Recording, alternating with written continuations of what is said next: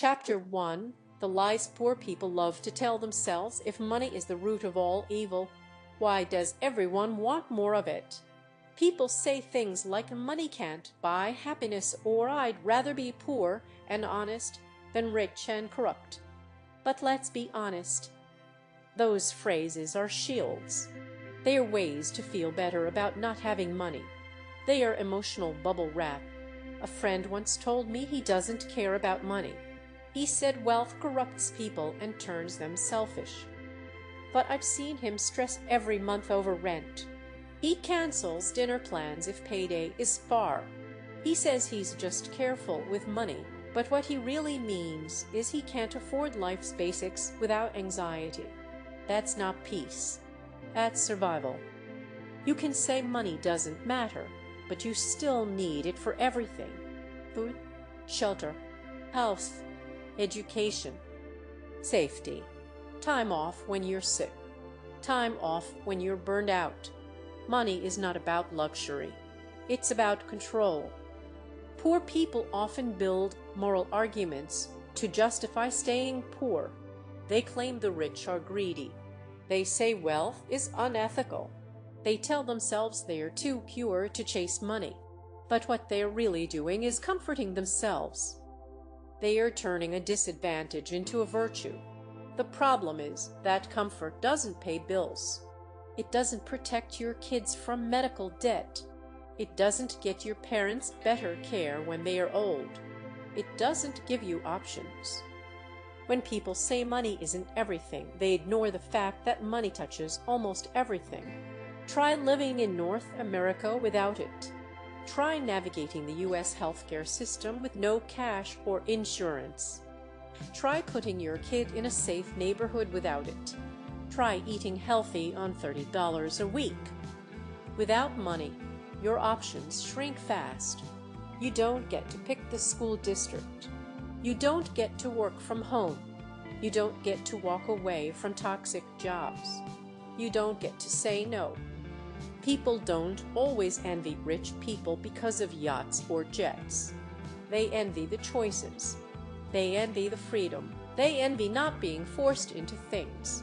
And yet, many still hold on to the belief that wanting money makes you shallow, that building wealth is selfish, that earning more is somehow wrong.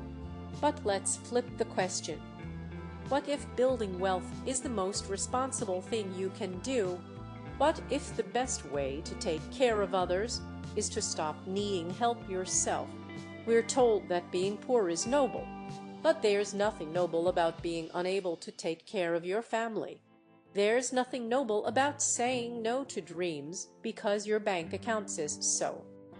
Wealth doesn't make you better, but it does make you free. Free to leave, free to choose, free to rest, free to give. The truth is, money doesn't change your values. It just reveals them. It puts a spotlight on who you already were. If you're generous when you're broke, you'll be generous when you're rich. If you're selfish with nothing, you'll be worse with more. Money is a tool, a magnifier. It amplifies your patterns. So the next time you hear someone say, money can't buy happiness, ask this: have they ever had enough to test that? Because it's easy to dismiss what you've never had. It's harder to admit you're afraid of what might happen if you finally get it. And that's why people cling to these comforting lies. Because dreaming big means risking disappointment. But playing small guarantees it. You're not wrong for wanting money. You're just tired of pretending you do not. You're on the passive path now. And here, we speak the truth about money. You're not a villain for wanting options. You're not greedy for building wealth. You're just done lying to yourself. Next, let's talk about the idea of fairness, because that's where the real myths begin. Chapter 2, the myth of fairness. Everyone says they want fairness. But what does fairness really mean? Some say it means everyone gets the same. Others say it means everyone gets what they deserve. The truth is, fairness is subjective. It depends on where you're standing. At a grocery store, you wait in line. First come, first served. It feels fair. But on an airplane, someone pays more and skips the line. They walk past everyone and sit in a bigger seat. Is that unfair? Or is that just another version of value? Poor people say that's not fair, they are cutting the line. Rich people say I paid for convenience, not privilege. Who's right? Both. But both are stuck in their own frame of reference. If you value time more than money, you'll spend money to save time. If you value money more than time, you'll stand in line to save it. Fairness isn't about equal access. It's about how much you're willing to trade. Trade time, trade money, trade energy. The problem is most people believe fairness should mean equal chances. But equal chances don't lead to equal outcomes. You can give everyone a seat at the table. That doesn't mean everyone knows how to eat. Think about this. Two people apply for the same job, same opportunity. One has prepared for years. The other just started trying last week. Only one gets hired. Is that unfair?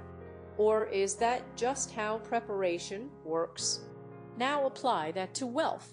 Some people have studied money. They understand investing, taxes, leverage. Others haven't. They were never taught.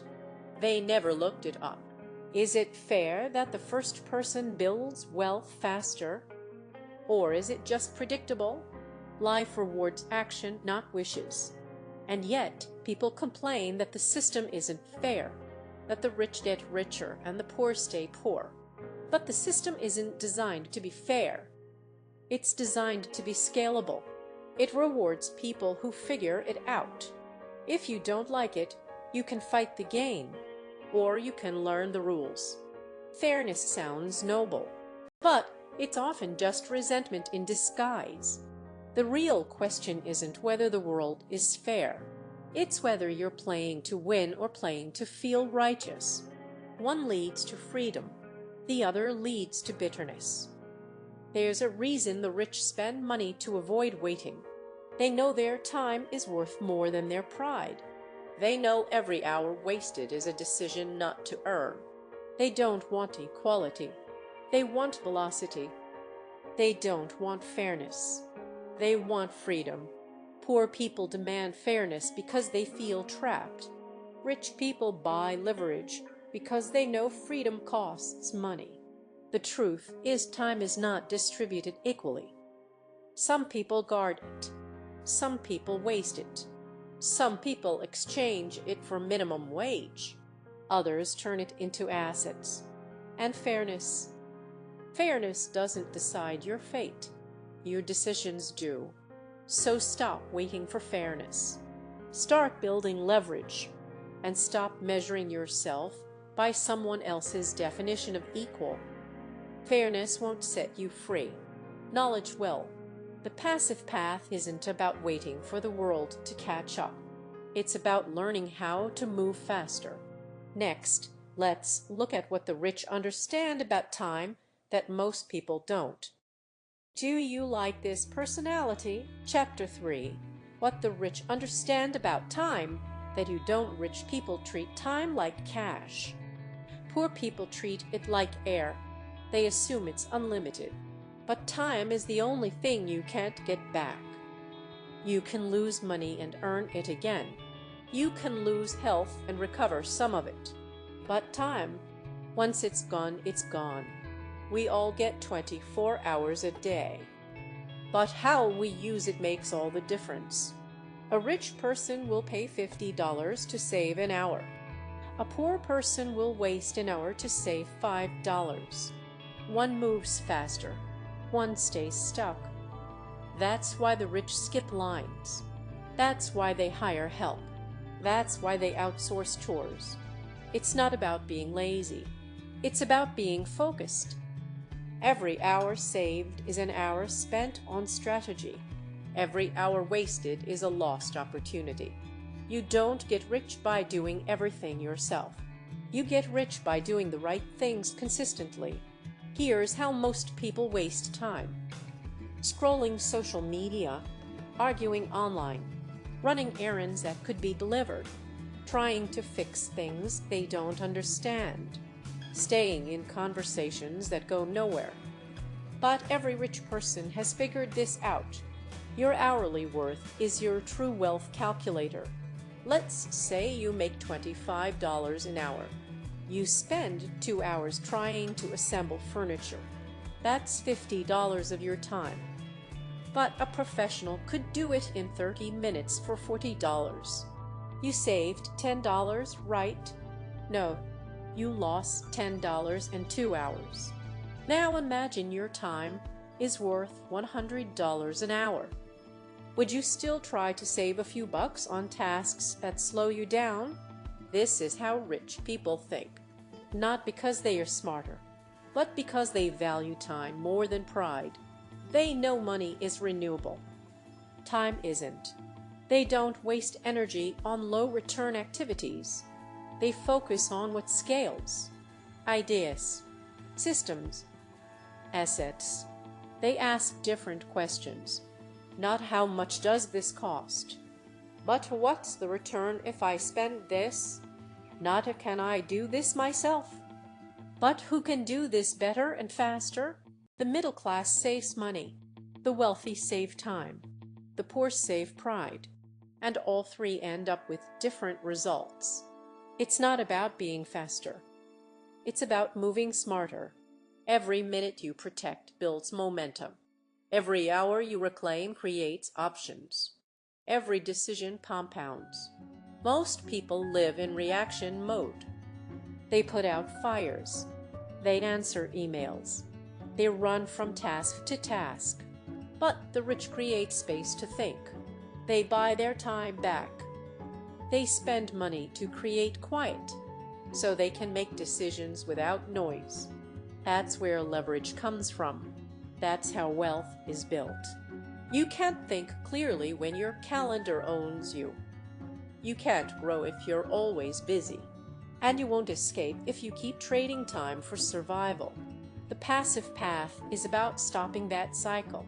It's about making your hours count, not just in money, but in freedom.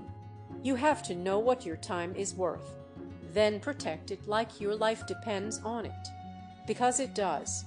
Next, we'll talk about why inequality will never go away and why that's not the problem people think it is. Chapter 4: The brutal reality of resource distribution. Not everyone is meant to win.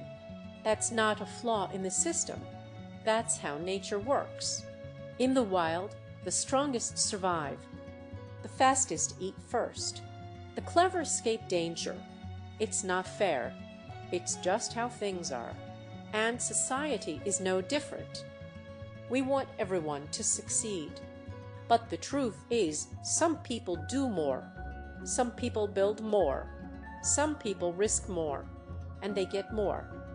Not because they are chosen, but because they act differently. Take two people. One spends their evenings watching TV. The other spends them learning a skill. Fast forward 5 years. One complains about the economy. The other builds income streams. Is that unfair? Or is that just cause and effect? Now zoom out. Look at history. In ancient times, survival meant fighting for food, hunting, competing. Whoever brought back meat got to eat. Whoever didn't went hungry. There were no participation trophies. Now it's money instead of meat. But the rules haven't changed. You either learn how to hunt in today's world, or you depend on someone who has.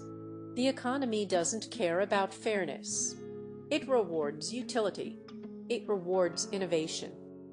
It rewards scale. That's why successful entrepreneurs get rich. They solve problems at scale. They provide something the market wants. And the market pays them over and over again. Steve Jobs didn't get rich by accident. He built tools that changed how billions communicate. Zuckerberg connected people faster than ever before. Jack Ma helped millions sell and buy with ease. These people got paid because they created impact. Wealth follows value. That's the formula. Now here's the truth people hate hearing. Some people will never escape poverty, not because they can't, but because they won't do what it takes. They avoid discomfort. They fear judgment. They wait for help, and they stay stuck. That's harsh, but it's real. Not everyone wins the lottery. Not everyone gets a promotion. Not everyone builds well, and that's not a tragedy. That's just math. You don't need everyone to win. You need you to win. Stop looking at who has more. Start looking at what you can build. It's not about comparing incomes. It's about changing outcomes.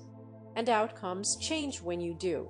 Some people are born with better starts. But you can still change your finish. You don't need to be the smartest. You just need to be consistent. You don't need to be lucky. You need to be willing. The passive path is about climbing, not complaining. It's about building, not blaming. And it starts with accepting this: inequality is natural, but stagnation is a choice. If you want different results, you have to move different. Next, we dive into why throwing money at problems doesn't always fix them and how the market itself sometimes fails. Chapter 5: Why the market isn't always right. People believe money can solve anything. But not every problem has a price tag. Not every issue can be solved by cutting a check. Markets work well when incentives align. They fail when values collapse. Here's a story from Switzerland. The government needed to store nuclear waste. They found a village that was geographically perfect. They asked the villagers if they'd accept the facility. 51% said yes. Not for money, for duty. They believed it was the right thing for their country. Then the government offered compensation. Money for each resident. What happened? Support dropped to 25%. Why? Because once money entered the equation, values shifted. What felt like honor became a transaction. What felt like civic duty became a sellout. People didn't want to be bought. That's where markets can backfire. Sometimes introducing cash removes meaning. It replaces purpose with price. That's the market's blind spot. It measures cost, not conviction. It sees value in numbers, not in people. That's why some jobs pay less but matter more. That's why some efforts feel priceless until someone offers money. You cannot pay someone to care. You can pay for obedience. Not loyalty, not belief, not love. The same is true in companies. You can offer bonuses, but culture matters more. People don't stay because of money alone. They stay because of mission, vision, connection. A great workplace doesn't just reward, it inspires. That's what creates long-term momentum. Look at successful organizations. They don't just pay well. They make people feel like part of something bigger. They build a shared goal, a common dream, and that's something no market can manufacture. Now back to the idea of throwing money at problems. Think about bribes. Think about hush money. Think about failed charity projects that only created dependency. Money without direction solves nothing. It might silence complaints, but it won't create real change. People think markets are efficient. Sometimes they are, but sometimes they misfire badly. They reward short-term gains over long-term impact. They chase profit, not principle. And when unchecked, they corrode trust. That doesn't mean money is bad. It means money needs context. It needs vision behind it, intent behind it. Otherwise, it just floats. Aimless. Markets can build skyscrapers, but they can't build character. They can scale businesses. but they can't scale integrity. The passive path is about using money as a tool, not a replacement for meaning. When money is aligned with values, it builds empires. When it's not, it builds resentment. So use the market, but don't worship it. Price matters, but purpose matters more. Next, we go deeper into one of the most controversial questions of all. Is money corrupting society, or is it just revealing who we already are? Chapter 6: Is money corrupting society, or just you? People love to say that money is the root of all evil. But is it? Or is money just revealing what's already there? Money is neutral. It's a tool. Like fire, it can cook your food or burn your house down. It depends on who's holding it. Look at surrogacy in poor countries. Women get paid to carry someone else's child. Some say it's empowering. Some say it's exploitation. Which is it? A reporter once interviewed a woman earning $40 a month. She lived in a crumbling house with 7 family members. A surrogacy contract offered her $8,000. 16 years of income in one deal. She said yes. So did her husband. So did her family. They started building a better house, dreaming of a better life. Now pause. Is that evil? Or is that survival? People criticize it from a distance, but they are not living in those conditions. When you have nothing, money becomes hope. That's why these choices get complicated. It's easy to judge when your fridge is full. But in poverty, morality bends, not out of greed, out of necessity. Now flip the story. What about rich people donating millions? Helping strangers, funding schools, providing meals? That's good, right? But even then, critics ask questions. Is it for taxes? Is it for ego? Is it for PR? Sometimes yes, sometimes no. But the question is still the same. Is money the problem, or is the person behind it? Money doesn't force anyone to be cruel. It just gives them reach. It doesn't create character. It exposes it. You see it in every scandal. The headlines scream corruption, but money didn't write the check. A person did. Money didn't lie. A person did. Money isn't making people evil. It's giving them options. And how they use those options is the real story. Now let's talk about giving. Even generosity has a dark side. When a rich person donates, they might feel joy. They might feel relief. But the person receiving often feels shame. They feel small. They feel less than. They feel exposed. So even charity walks a fine line. Is it help, or is it hierarchy? Depends on how it's done. Depends on how it's received. Money always cuts both ways. It can free you, or trap you. It can elevate you, or isolate you. It can build, or break. The passive path is about using money with clarity. Not guilt, not shame, not fear, because fear of money makes you reckless, and guilt about money makes you passive. But clarity, that makes you powerful. Money isn't the enemy, misuse is. And misuse comes from confusion. So stop blaming money. Start asking who you are when you have it. That's the real test. That's the real measure. You're not evil for wanting more. You're only dangerous if you stop thinking once you get it. Next, let's explore how some people twist this message into excuses and why staying broke doesn't make you moral. Chapter 7: Wealth Without Shame. Playing to win. Some people read books that criticize wealth. Then they feel proud of being broke.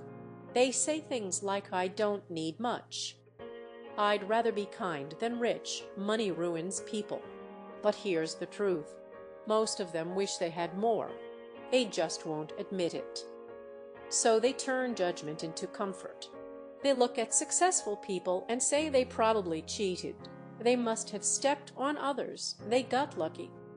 This is how resentment becomes a defense. Instead of learning, they blame. Instead of building, they criticize. Instead of asking how, they say why bother. Victimhood feels safe. It removes responsibility. If the game is rigged, then there's no point playing. That's the mindset. But here's the problem. Staying broke doesn't protect your values. It just limits your power. It limits your voice. It limits your impact. Being broke doesn't make you good, and being rich doesn't make you bad. It's not about the money. It's about how you show up with it. Poor people think rich people are selfish, but rich people fund hospitals. They build companies. They create jobs. They take risks others won't. Money isn't the villain. It's a multiplier. If you were generous before, you'll be more generous after. If you were bitter before, you'll be worse after. So stop pretending money is the issue. The real issue is whether you're playing to win or just playing not to lose. If you believe rich people are evil, you'll never become one. Even if you try, you'll sabotage yourself. You'll feel guilt when money comes in. You'll push it away. You'll feel unworthy. You'll think success is dirty. And you'll quietly go back to struggle. That's why the mindset has to shift first. The passive path is not about worshiping wealth. It's about escaping survival. It's about options. About leverage. About time. It's about not having to explain every decision to your bank balance. It's about never asking, "Can I afford this?" and instead asking, "Does this move me forward?" That's freedom. Not yachts. Not watches. Not bragging. Just breathing easier. Just living on your terms. Just sleeping well because you're not one check away from collapse. You don't have to choose between kindness and wealth. You can have both. You don't have to reject money to prove you have morals. You don't have to stay small to stay humble. Get rich. Stay kind. Earn more. Judge less. And stop acting like money and meaning can't exist together. Because they can. They should. And when they do, you create a life that actually works. One that helps you. One that helps others. One that doesn't apologize for wanting more. Next, we talk about how to actually build that kind of life. One that pays you even when you sleep. One that doesn't need you to be perfect. Just consistent. Just focused. Just done with excuses. Chapter 8. The passive path to real freedom. Wealth isn't about getting rich once. It's about staying free forever. It's not about hitting a jackpot. It's about building systems. You don't need millions in the bank. You need income that works without you. That's the goal. Passive income. Money that flows while you sleep, while you rest, while you recover. It starts with earning. You need money to move, to invest, to build. If you're in survival mode, the first job is to stabilize. Earn enough to stop the bleeding. Then start saving, even small amounts. Next, you learn. You study money like your life depends on it. Because it does. Learn how to budget, how to invest, how to grow. Pick one thing. Get good at it. Stocks, real estate, digital products, freelancing. Then build a system, one that earns while you rest. Not a get-rich-quick plan, a get-free-slowly plan. It's slow at first, painfully slow, but then it compounds, it grows, it snowballs, and soon you stop trading time for every dollar. Now here's the trap. People want to skip steps. They want results before knowledge.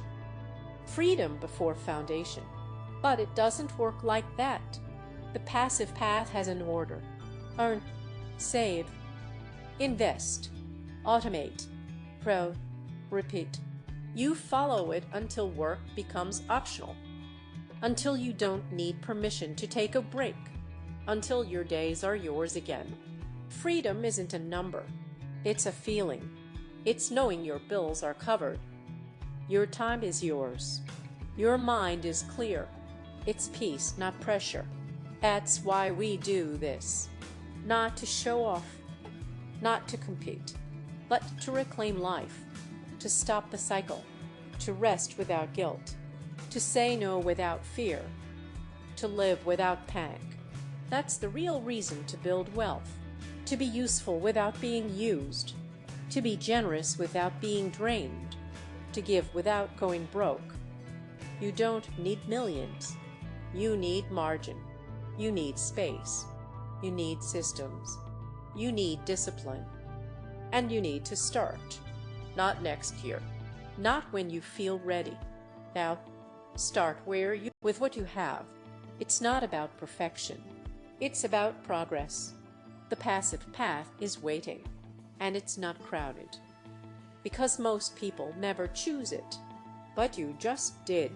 Money doesn't define you, but how you treat it reveals what you believe. If you've made it this far, you already know the truth. You're not lazy. You're not broken. You're just done settling. And that matters.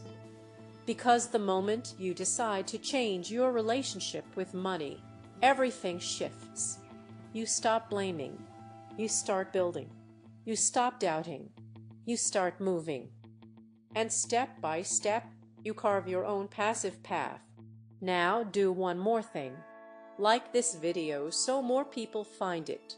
Subscribe to the channel so you don't miss what's coming next. Drop a comment and share one idea that hit you hardest.